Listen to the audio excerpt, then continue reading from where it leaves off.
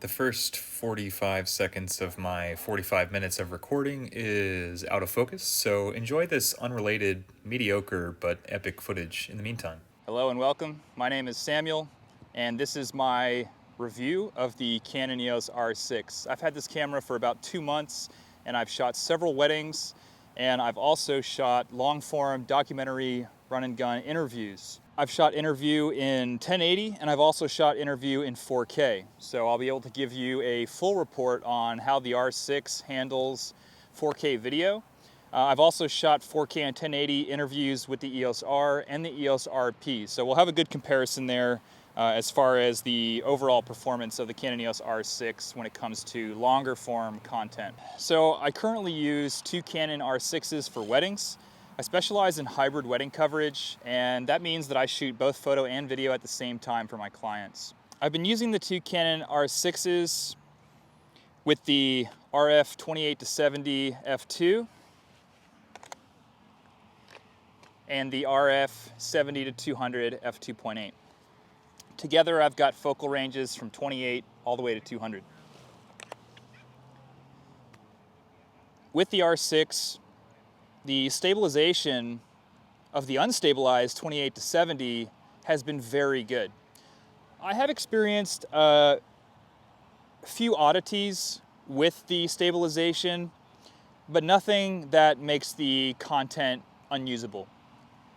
I've experienced once a wobble in a certain video clip, which I'll insert here, with the 28-70, but overall it seems like it is performing exceptionally well. And I suspect that moving forward, Canon is going to release firmwares that only continue to grow the performance.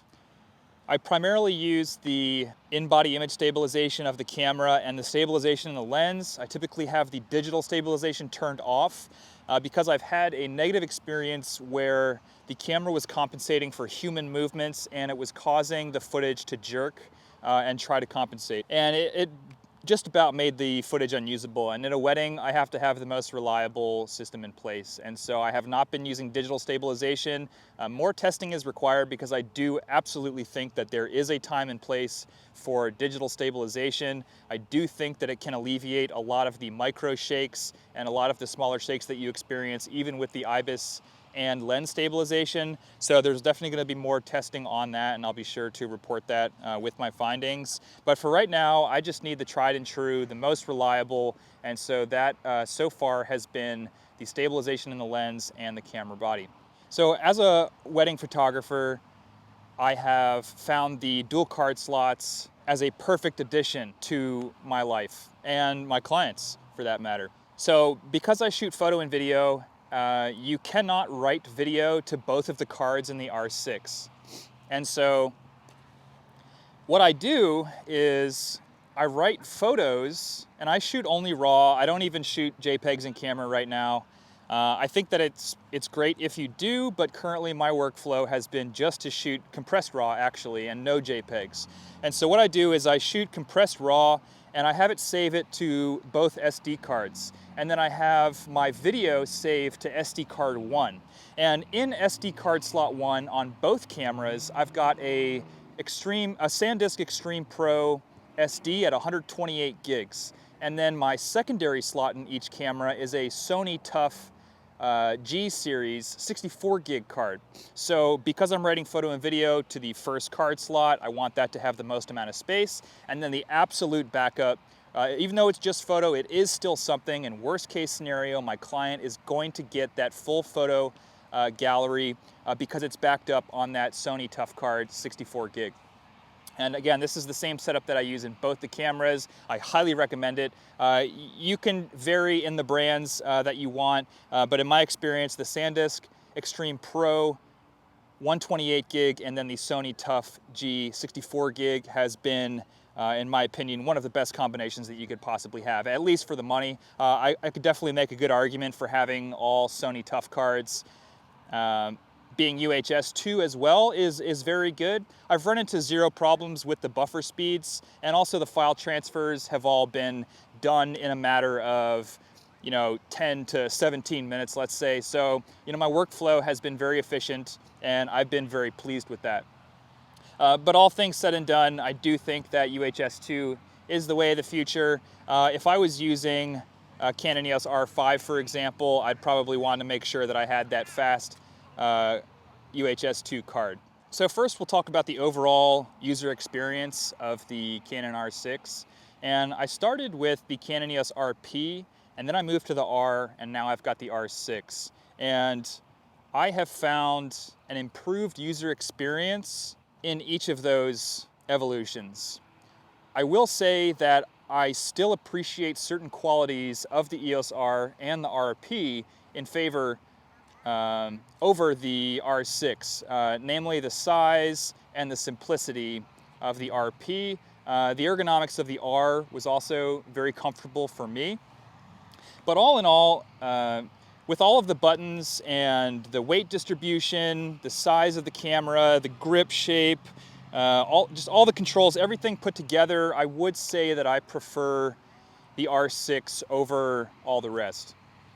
Especially because I'm using the two heaviest lenses that Canon makes, as far as I'm aware. The 28-70 for sure, and I think coming in second place is the 70-200. Maybe it's the 85mm 1.2, but I'm pretty sure that I'm using the two heaviest lenses. Either way, my kit is heavy, relatively speaking, and so having a bit larger of a grip to distribute the weight between all of my hand and wrist and muscles has been excellent.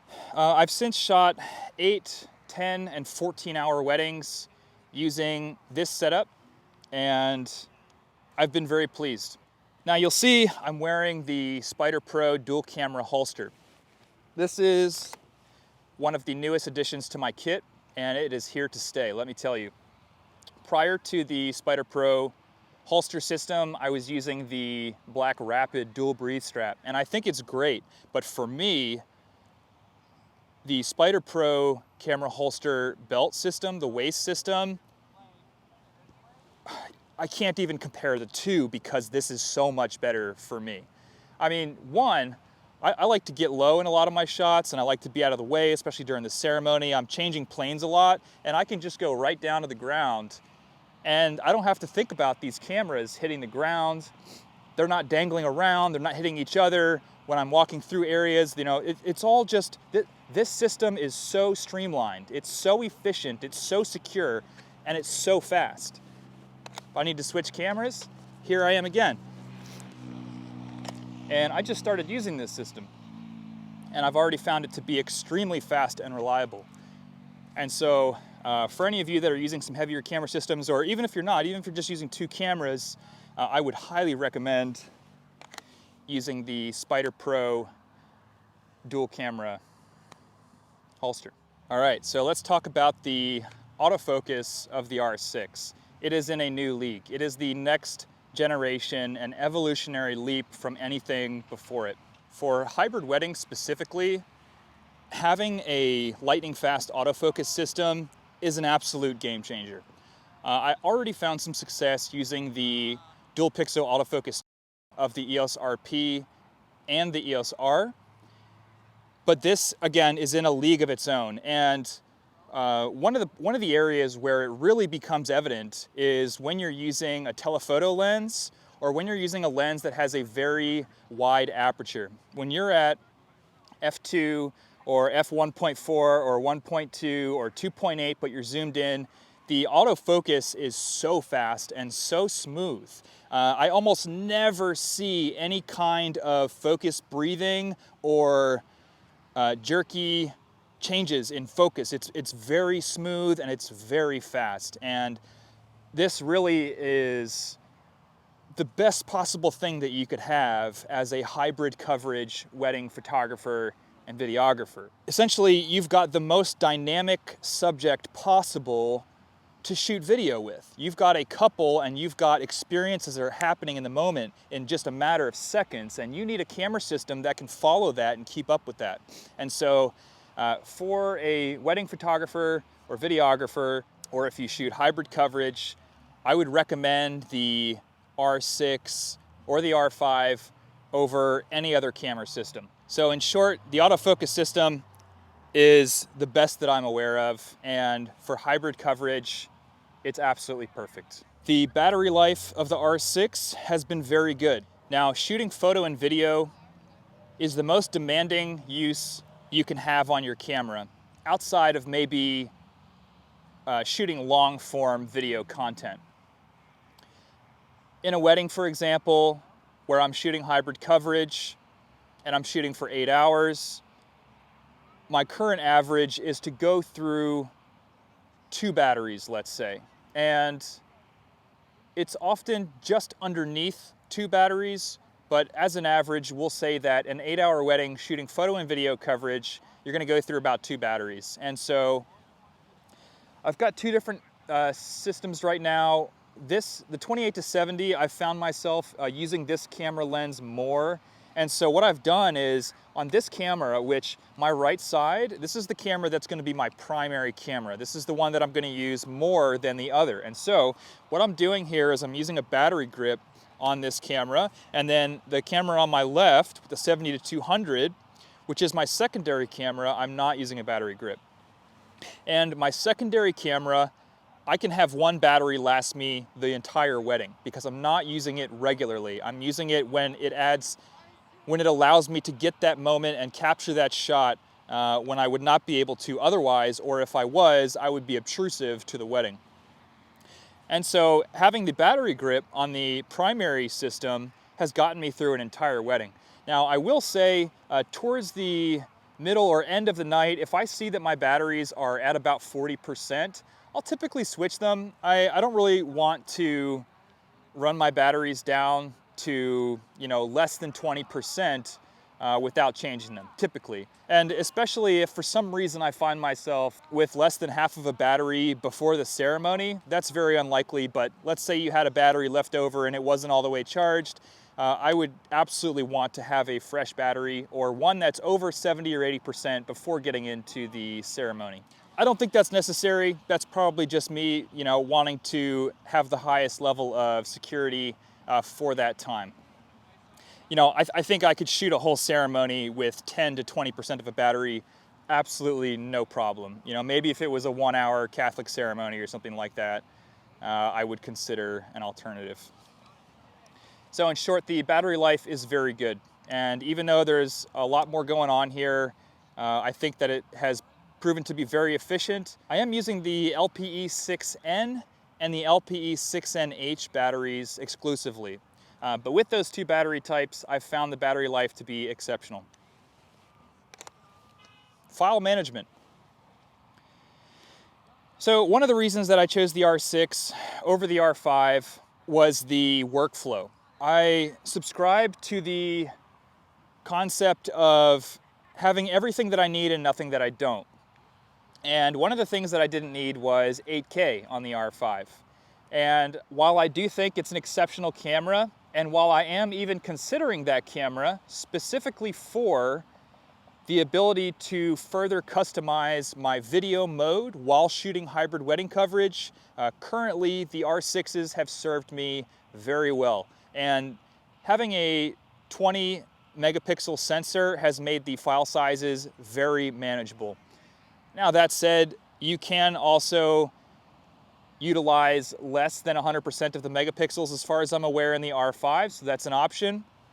But the short of it is, I wanted to test out the R6 first, and I am very happy with it. It really does have everything that I need, and it has nothing that I don't. I don't necessarily need the added capabilities of a further customized video mode for hybrid wedding coverage. However, in the future, it may offer me a higher level of pleasure, really. I don't think my client's necessarily gonna know the difference in any of that, but as my work progresses, as I become better, and I do think that I may want to shoot in a more customizable way. Now, for all of the editing, I'm using a 2019 MacBook Pro, or maybe it's 2020, I forget, but the most recent MacBook Pro 16-inch, and then I've got an iPad 2020 iPad Pro. And I use LumaFusion and Lightroom exclusively. I do have Final Cut Pro 10 as well, but I haven't really used that yet. I've been editing video exclusively on the iPad. And I've found that the files are very manageable with the R6. Now, I will say that The video editing has slowed down somewhat. It does seem to be less efficient than when I was shooting with the EOS R or the RP. Nevertheless, the experience is still a positive one, and I'm never really frustrated by the slight additional increase in time that it takes to buffer or scrub through any of the video footage. So next we'll talk about the ISO performance of the R6. I shoot almost exclusively with these two lenses, and so I'm shooting almost exclusively at f2 or f2.8, and I found that the high ISO performance of the R6 has been very good. I've been happy with images that have had an ISO around 10,000. It really just does depend on the client too, and who you're marketing to, and whether or not those people are going to care at all about having some grain in the photos or video. If it does, it's very unlikely that anyone will ever say anything to you. And because of that, I've found very little motivation to use flash outside of just the curiosity and wanting to know how to do all the things. I have found myself using a small aperture MC video light for things like sparkler exits or other low light scenarios. But all in all, the ISO performance of the R6 is very good, and I think it will be very rare where you find that you have to resort to an additional light source for weddings. We will now address the overheating of the R6. I have experienced overheating. It has only happened when shooting 4K and long-form documentary interview, and I was able to complete the entire interview in 4K, and this was for multiple hours of footage. I will say that I did get an overheating warning several times, and so in between questions to the interviewee, we were turning off the camera to try and reset that internal timer related to the overheating. And also, just to maximize our results, we were using a cold, damp towel and placing it over the sensor where the mount is, where the lens meets the camera body. And so the short of it is we were able to get the job done. I will say, moving forward, I am gonna have a lot more of these 4K required documentary interviews. And so what I'm gonna do is I'm either going to swap out, or I might do both of these things, but I will potentially swap out one of my R6s for an R5 and shoot what I guess is the line skipped 4K of the R5 for one of my cameras, and then for the other camera, I'm gonna use an Atomos Ninja 5 external recorder. And this should solve any issues that I have moving forward with these 4K interviews. Other than that, 1080p or shooting weddings, shooting hybrid all day, I've had no issues. I do shoot 1080p for weddings. I do not shoot 4K. If I ever have a client that asks me to shoot 4K, I will agree. I will probably charge more, or I will use that as a way to add value to a package that they wouldn't have purchased otherwise. Now, I specifically bought the R6 for hybrid wedding coverage. I did not buy it with interviews in mind. The interview jobs came after I owned the camera, and so I was simply using the tools that I already had.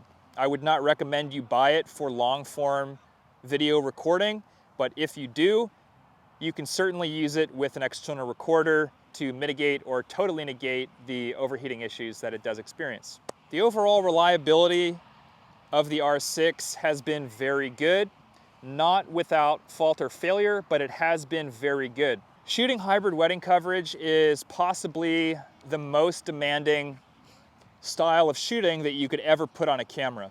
Now, I would suspect that it's more demanding in some ways over continual 4K recording, because constantly turning the camera on and off and constantly pressing the record button and then stopping recording, pressing recording, and doing this over and over for 4, 8, 10, 12, 14 hours at a time, it seems to take a toll on the camera at some point. I believe actually every wedding that I've shot, I've had a malfunction in one of my cameras at some point, whether it was the RP, the R, or the R6, which is why I say overall, the R6 reliability, it gets, a 17 out of 17.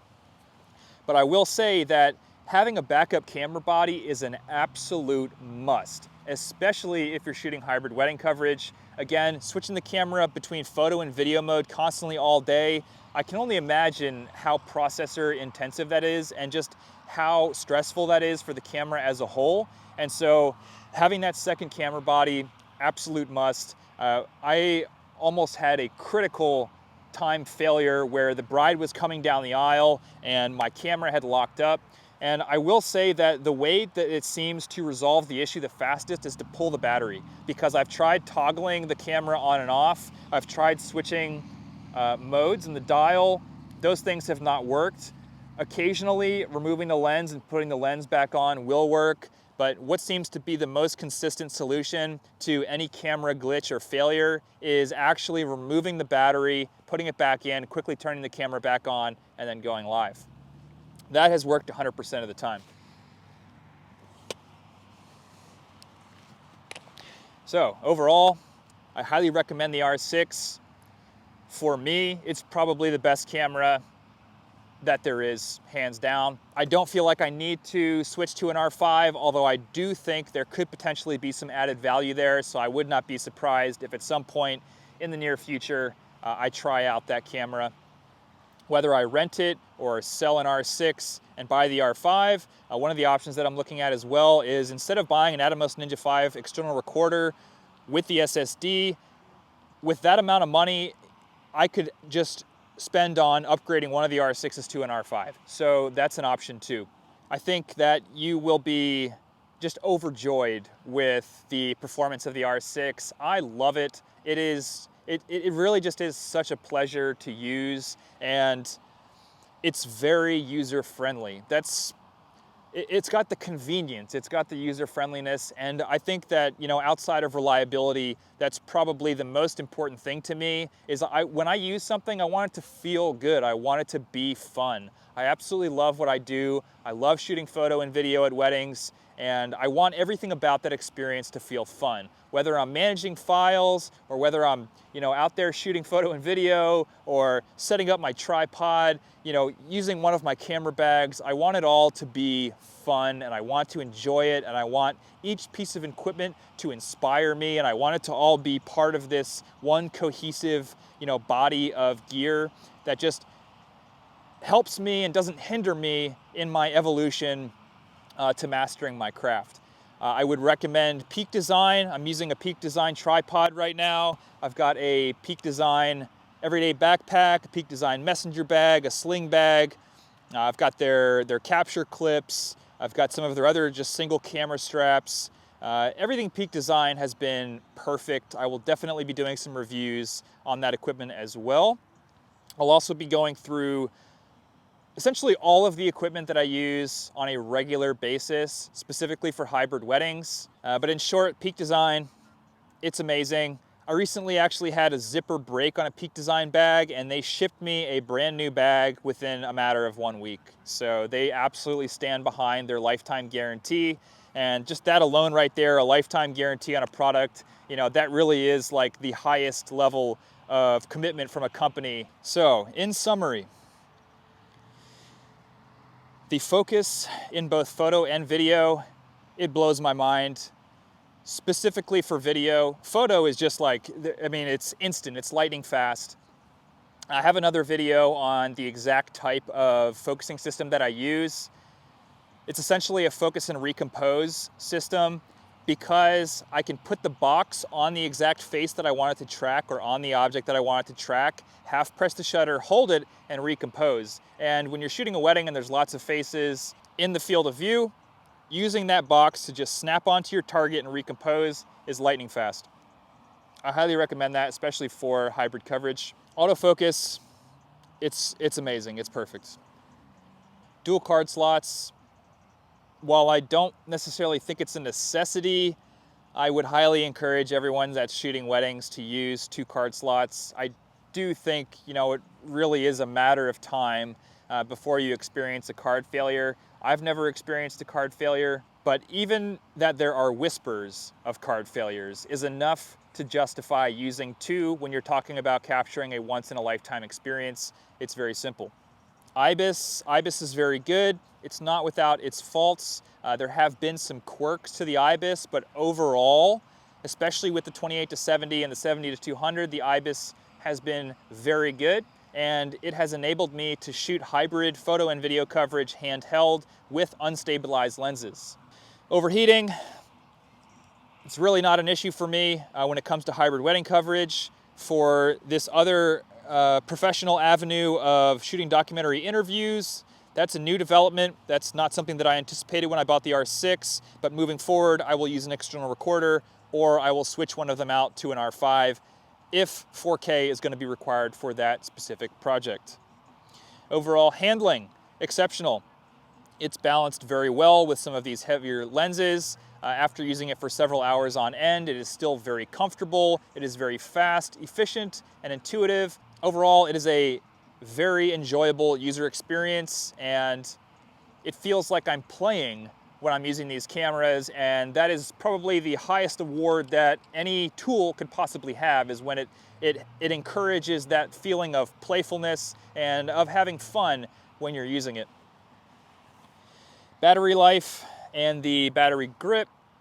Battery life is exceptional. Again, weddings, 2 batteries typically at most. Even at a 14-hour Vietnamese Catholic wedding, I use 2 batteries. On my secondary camera, I really only need 1 battery, and so that is a very clear indicator that the battery life is very good. I am using the LPE6N and the LPE6NH, but with that in mind, you'll be very pleased with the battery life. The file management and workflow of the R6, it's as good as it gets. Again, it is a streamlined camera. It has everything that you'll want and nothing that you don't, and so it won't be over-spec'd and burdening your workflow with things that you don't actually need. Overall reliability, I mean, I would give it a 9 out of 10. I am doing something very niche with it. I am shooting hybrid wedding coverage, constantly pressing that record button on and off, constantly switching between photo and video, and constantly turning the camera on and off. And so I think that I am the ultimate stress tester as far as camera reliability, but with that in mind, the camera has been very good, just as good if not better than the R or the RP, so I would highly recommend it in terms of reliability, and I think for most users, you're not going to experience any issues at all. The high ISO performance is very good. The 20 megapixel sensor does provide exceptional low light performance, and I think that you'll be able to shoot 95% or more of your weddings or whatever else it is you're doing with no additional light source without a problem. So there you have it. There is the R6 review. I hope this has been very helpful for you. I highly recommend the R6. It has elevated and evolved my practice, and I'm very grateful for it. It came at a very good time. And so I'm excited for what it's going to be able to do for you. And I would love, absolutely love, more than anything else, to hear some testimonials from other people that are using the R6 or the R5, specifically if you're shooting in the hybrid wedding space. I really want to hyper-focus this channel into hybrid wedding coverage. It's just really what lights my fire. It's what gets me excited. It's very demanding, it's very stressful, and I absolutely love that. If you don't know, a previous practice of mine in life was competitive tactical shooting, and so I would run through a course with a gun, not a camera, but I'm essentially doing the same thing now with cameras, and that's really cool. So I'm excited to be in this space that I am, and I'm excited to cultivate a community around hybrid wedding shooting, because it's just so much fun and it's rewarding. It's so rewarding because of how challenging it is. It's equally rewarding, and perhaps most importantly, or equally as important as me loving it, the clients love it, because you're able to tell their story in a complete way. Having photo paired with video really is the only way to tell a story, especially when it's a once-in-a-lifetime experience. So for a wedding, hybrid wedding coverage, it is the present, it is the future, it is highly encouraged, and I'm excited to connect with you and grow in that space together. Enjoy life, dragons.